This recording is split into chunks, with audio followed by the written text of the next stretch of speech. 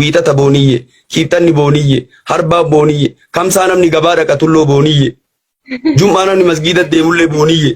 dubartii cabsu yaa rabbi ati in dandeessaa dhiira hamilee dubartii cabsitu yaa rabbi in dandeessa yoo ta qajeeltu taate yaa rabbi qajeelu yoo ta hin qajeelle taate yaa rabbi addunyaa tanarra hin jiraachiisin yaa malee namicha kana karamatti jalaa ba'uun dhabe kootu fudhu naan bade na fuudhi barreeffamni si hundi ni jedhame messenjeri keessatti qati jedhee ta'a.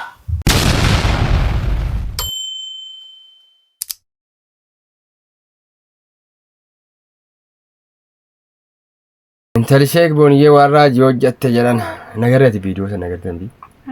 Amma isiitu balleesse moo inni badii qabu nama si jana moo nama isiitu badii qaba. Jechuun waa'ee badii keessan gallu garuu immoo yoo dhugaatti viidiyoon kun isammaa ta'e.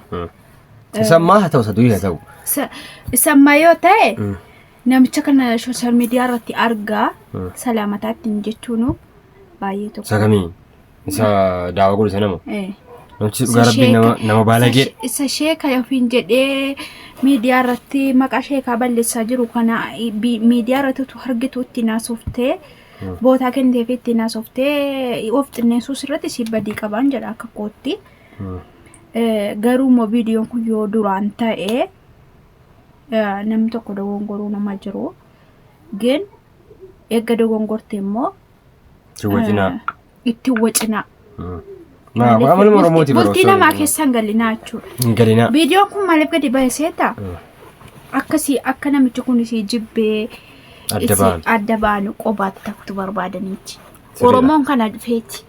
Nama adda baasuuf hin maraatu. Nama adda baasuuf barbaaddu malees. Keerii namaa yaadaa. Keerii namaa yaadaa. Keerii namaa yaadaa sirriitti. Ati keerii namaa yaadi. An jechuun anatu wantinaa ta'e jechuun viidiyoo. Silma ani immoo simatti hin badee mulee jira. Qaalitti dhuma sunti dubartiin hin qabdan safuus hin qabdan maaliif viidiyootti dubbatti maaliif waraabamti? Viidiyoon kun yoo kan ammaa ta'e isiin badii guddaa balee jirti. Amma immoo dhaaru kaa?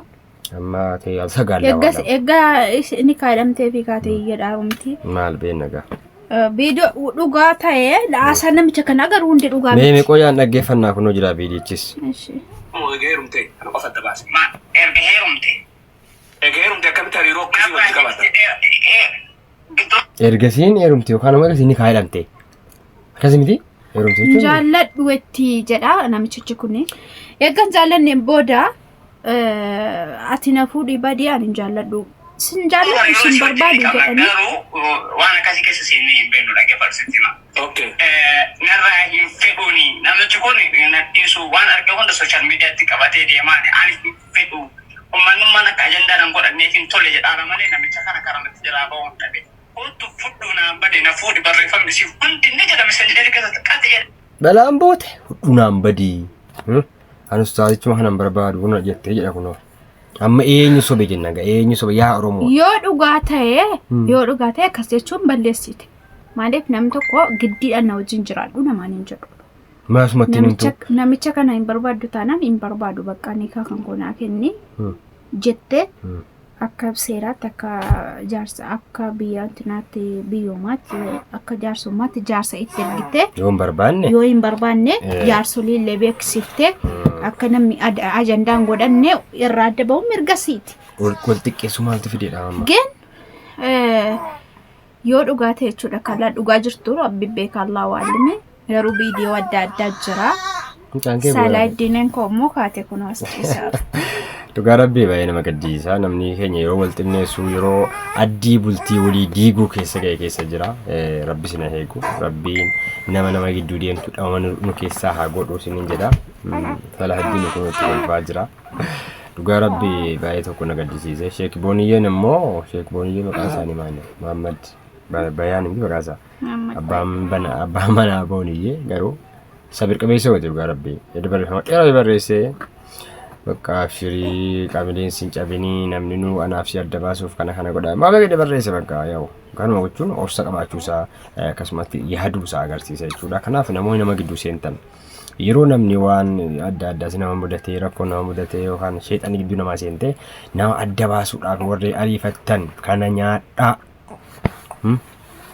Ni galee abbaan manaaf warreen arrabaaf ilkaani wal gaccaatuma wal arrabsaa wajjin jiraachuudha yookaan walitti wal lolaatuma jechuudha akkasumti akkasumti akkasi dhugaadha inni dhugaatiin dhalatu dhalateedha kan dhugaatamu dhalateedha kan dhugaatamu malee kanaaf nama gidduu seentanii waan tanaaf rabbiisa sodaadha Oromoo gidduu namaan seenina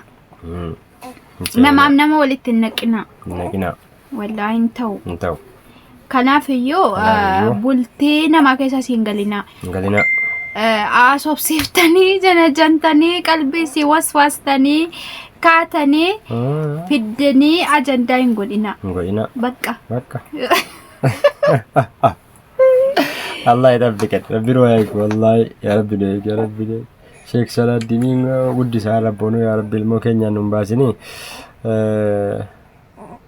أستاذ بوني عايزه والله يبشر من ما تاسب كجنة مال جنانجا وانسفوت أفتي يفعن قوتتي عسانا متي يفعن قوتتي بما أنا متعسانا متشاينا منسيس وأمنا نشك يعني سمو Namitti sobdee ishee kan ta'e ishee kamiti jedhe koo ishee kan ta'e sobdee ishee ka jettee fatwa malee daawaa waa meeqa intaa kun akkana kun intaa kun hin eeyyamamu jettee himaa jirtutiyyuu an booniyyeedhuma ta'uu siin hin shakke.